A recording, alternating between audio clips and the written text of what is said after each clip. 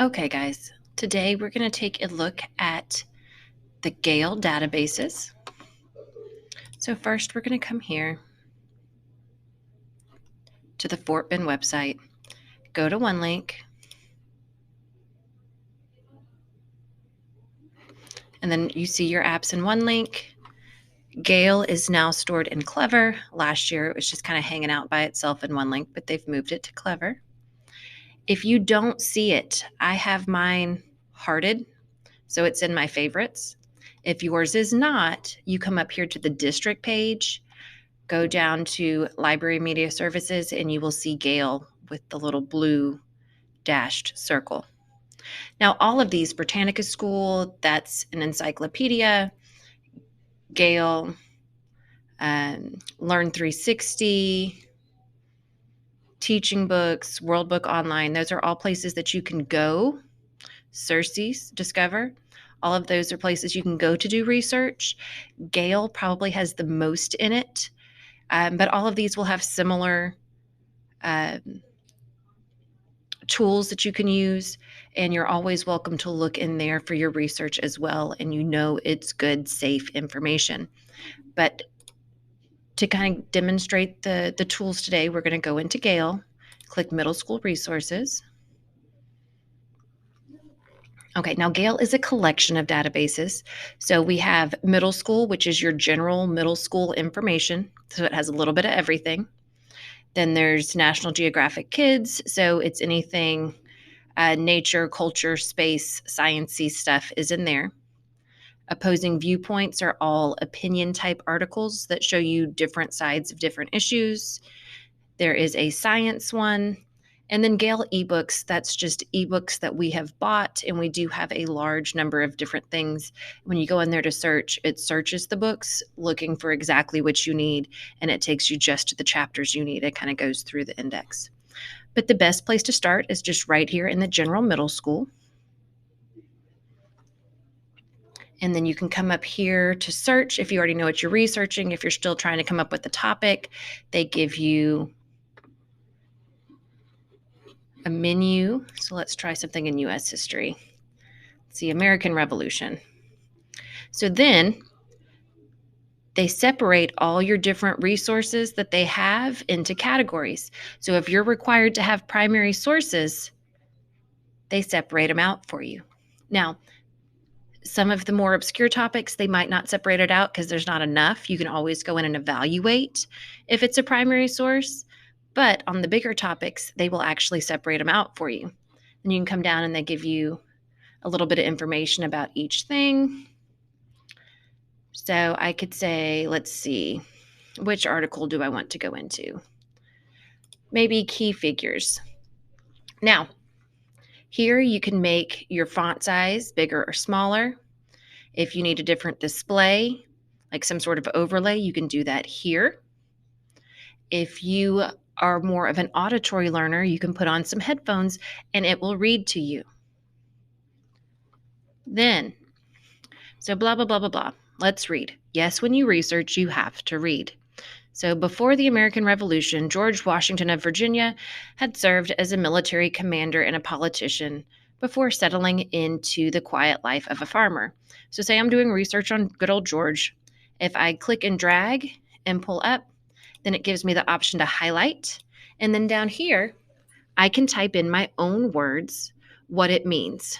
So before Pres, military politician and farmer. Okay, and then I can save that. It's called highlights and notes. And so you read through, and it's always good to go ahead and do this and type in your own stuff. I'm not going to take the time to show you the actual notes, but you type in the important stuff in your own words so that you don't accidentally plagiarize later. Because once you've read something and you're trying to write your paper and you're looking at a perfect, lovely way to write it, that sounds real professional because a professional writer wrote it, it's really hard to put it in your own words. So if you just do bullet points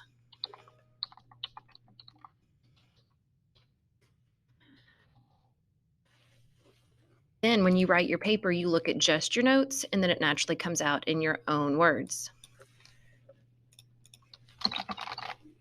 Okay, and so you read the whole article, you've used what you wanted to use. Then you come back up here and it says highlights and notes. So I have 4 highlights and notes here.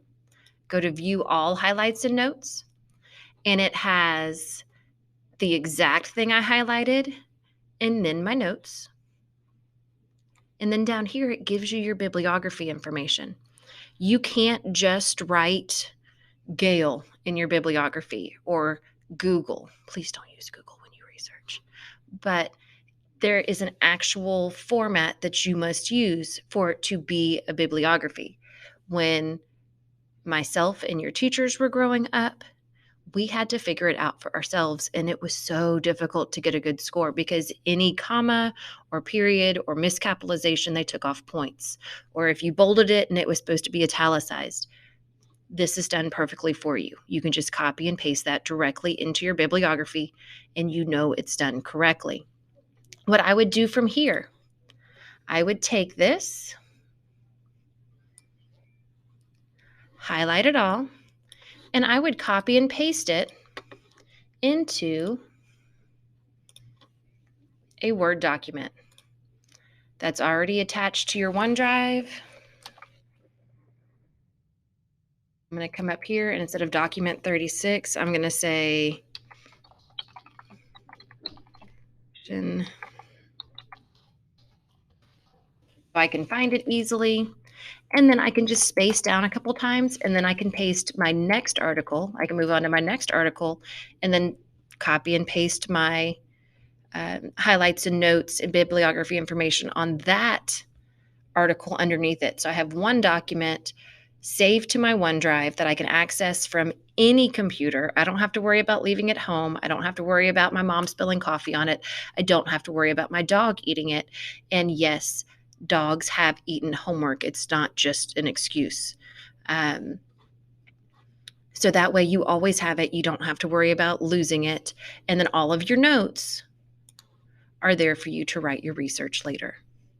So there's lots of nice tools within Gale, and all of these are in all of the Gale topics, are all the Gale databases, and they have very similar tools in those other encyclopedias and databases that I showed you back here in Clever.